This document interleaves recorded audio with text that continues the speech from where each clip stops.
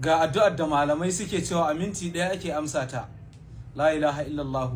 Wannan addu'ar ittifakan malamai sun tafi akan minti ɗaya ma an amsa ma ita, 1 minute, albarkacin manzan Allah.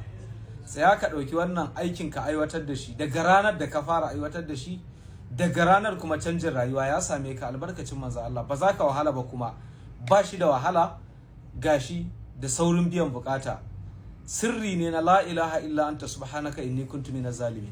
Wannan kalma duk wanda ya san kalman nan, duk wanda ya taba amfani da ita, wallahi lazim ya san ba kalma ce ta wasa ba.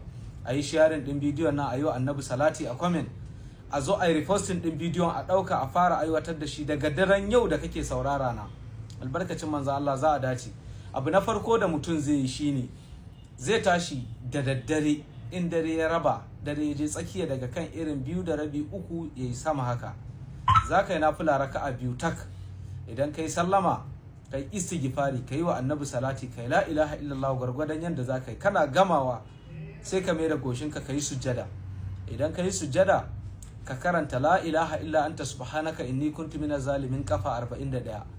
A cikin sujjadar ka karka dago, ka faɗi bukatunka, in sun kai cikin duniya ka faɗa Allah, Allah yana da su. Idan ka gama sai ka rufe da salatin annabi, ka dago kai tahiyya, kai sallama. Allah zai ji kunyar bai amsa bukatar da aka rufe ta da salatin annabi ba. Idan ka gama ka roƙi abin da kake so, kai fatiha ka kwanta.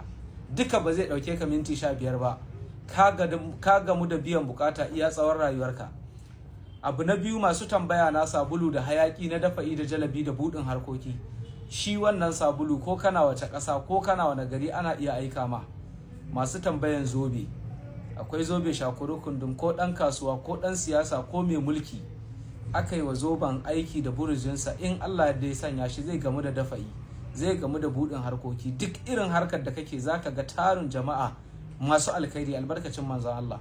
Numban wayan da zaka same mu ko WhatsApp ko kira, ko kana wace ƙasa ko kana Najeriya, ita ce 081 4531 5010. Allah bar mu da manzon Allah.